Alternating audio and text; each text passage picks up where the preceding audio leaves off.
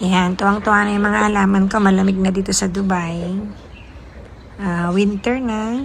Kasi December, January pala. January, February, ganyan. Winter pa rin dito. Pag March yan, magtatag-init na ulit.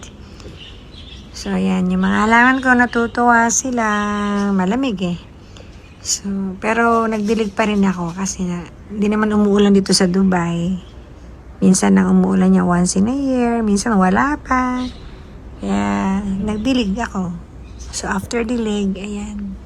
Video muna. Share ko lang sa inyo.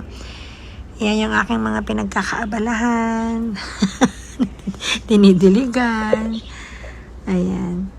So, nakakatuwa rin ipakita lang sa inyo, share sa inyo yung mga halaman ko. Ayan, mamulaklak na sila, yung mga iba. Namumukadkad na, sumisibol na. So, yan. Nakakatuwa. Nakakapagpaganda ng bakuran. So, ayan yung aking mga flowers. Nakakatuwa yan. Dito sa Dubai, pag may ganitong garden ka, swerte mo na.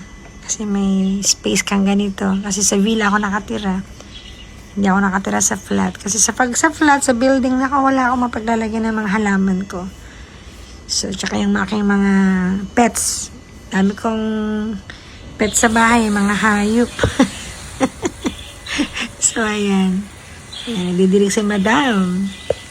Ayan. Salamat po sa inyo nagustuhan nyo yung aking munting garden sa Dubai. Sige po, hello world!